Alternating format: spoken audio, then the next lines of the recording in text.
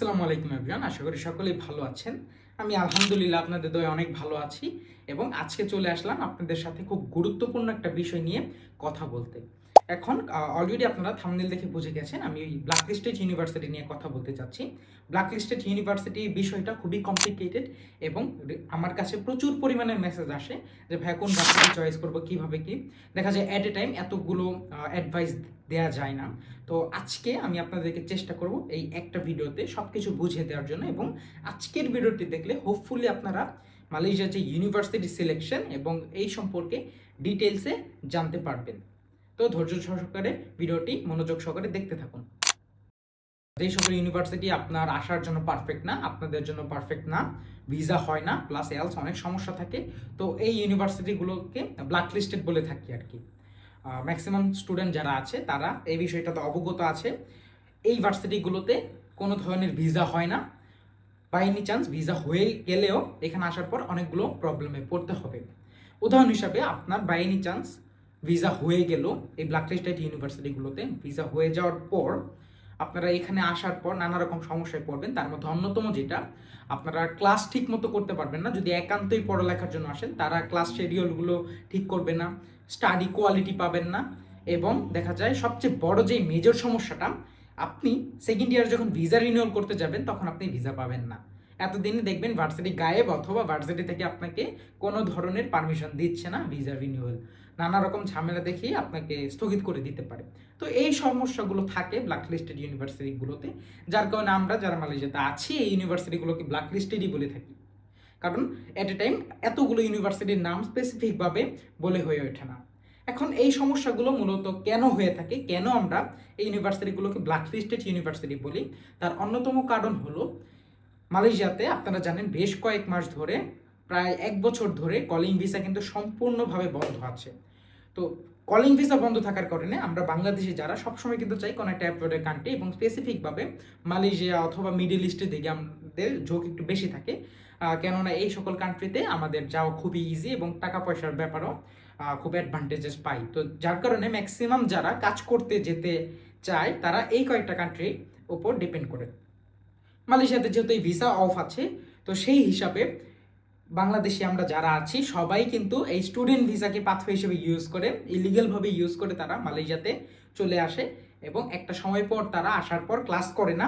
যার ফলে কিন্তু সমস্যাটা শুধু একান্তই যে স্টুডেন্টের হচ্ছে, যে ওয়ার্কার বেশে এখানে এসেছে, মানে কাজ করার জন্য এখানে এসেছে, তা না। ইনফ্যাক্ট পুরো সমস্যাটা আমাদের পুরো কমিউনিটির উপরে পড়ছে। কেননা এই যে একটা ইউনিভার্সিটি যে কিনা নিজে স্টাডি দিতে চাচ্ছে, স্টুডেন্টদেরকে কোয়ালিটি স্টাডি দিতে চাচ্ছে, তারা তাদের লাইসেন্সে বাধাগ্রস্ত হচ্ছে। কেডিএন যে লাইসেন্স থাকে, কেডিএন ইস্যু বলে থাকে, এটাতে তারা বাধাগ্রস্ত হচ্ছে। কারণ আপনি যদি সিম্পলি এখানে আসেন, আসার পর যদি ক্লাস না করেন, সেই ক্ষেত্রে স্বাভাবিকভাবেই ইউনিভার্সিটির জবাবদিহিতা আছে, এবং ইউনিভার্সিটি একটা সময় পর কন্টিনিউয়াসলি এরকম হওয়ার পরে ইউনিভার্সিটিগুলো কিন্তু তাদের লাইসেন্স হারিয়ে ফেলে। যার ফলে যারা মালয়েশিয়াতে অ্যাপ্লাই করে এই সকল ভার্সিটিতে, দেখা যায় একটা স্টেজের পর পার্সেন্টেজ আগানোর পরে ম্যাক্সিমাম টাইম 35% রিজেক্ট হয়, এবং অনেক সময় দেখা যায় ই ভিসা ইন্টারভিউর সময়ও কোনো কারণ ছাড়াই তাদেরকে রিজেক্ট করে দেয়। এর মেইন কারণ এই একটাই, ব্ল্যাকলিস্টেড ইউনিভার্সিটির কেডিএন ইস্যু অথবা এলস। তো এই এতগুলো কথা বলার মানে হলো আপনাদেরকে একটু বোঝাতে চেয়েছিলাম এই বিষয়টা ডিটেলসে। তো এখন এগুলোতে আসলে সমস্যা কি, রিস্ক নিয়ে সমস্যাটা কি? এখন রিস্ক যে নেবেন আপনারা, রিস্ক নেওয়ার পর এতগুলো টাকার বিষয়, এতগুলো টাকা খরচ করে আপনারা অ্যাপ্লাই করলেন, আপনার বাই এনি চান্স ভিসা হলো না, তখন কিন্তু আপনার মেন্টালি খুব বড় সড়ো একটা ধাক্কা খাবেন। সবচেয়ে বড় কথা হলো আল্লাহ ভরসা কোনোভাবে ভিসা হয়ে গেল, ভিসা হওয়ার পর এখানে আসার পর আপনি আসল সমস্যায় পড়তে হবে, যেটা আমি মেনশন করলাম, অনেক সমস্যায় পড়তে হবে আপনাকে। তো এই লেভেলের ইউনিভার্সিটিগুলো আপনাকে একটু অ্যাভয়েড করতে হবে। এখন অনেক কথাই তো বললাম এই নিয়ে, যদিও ভালোভাবে বোঝাতে পারি নাই। তো যেটা আপনার উচিত এই সকল ইউনিভার্সিটিটা অ্যাভয়েড করা। এখন অ্যাভয়েড করার জন্য আপনাকে কিন্তু ইউনিভার্সিটি আগে ফাইন্ড আউট করতে হবে কোন টাইপের ইউনিভার্সিটিটা ব্ল্যাকলিস্টেড ইউনিভার্সিটি। এখন সহজভাবে যদি বুঝাই, এই হিসাবটা স্পেসিফিকভাবে না, দেখা যায় আমি নাম মেনশন করব না, কারণ ইউনিভার্সিটিগুলো অনেকেই পড়তেছে এখানে, তো দেখা যায় তাদের ওপর একটা মেন্টালি তাদের খারাপ লাগতে পারে, যার কারণে আমি ইউনিভার্সিটিগুলোর নাম মেনশন করব না।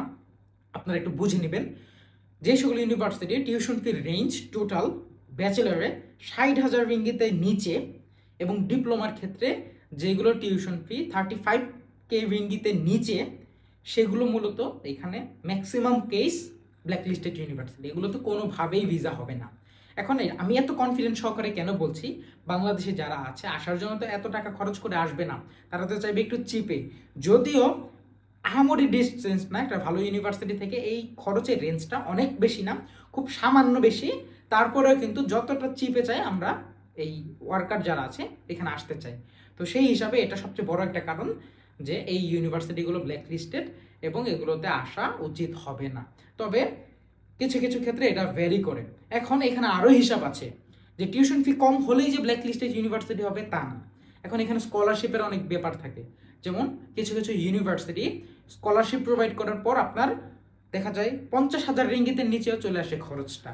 তো সেই হিসাবে ওগুলো কিন্তু ব্ল্যাকলিস্টেড ইউনিভার্সিটি না, ওগুলো কিন্তু অনেক যাচাই বাছাই করে আপনার জিপিএ ঠিক আছে কিনা এগুলো দেখে এরপর কিন্তু আপনাকে তারা অ্যাডমিশন দেয়।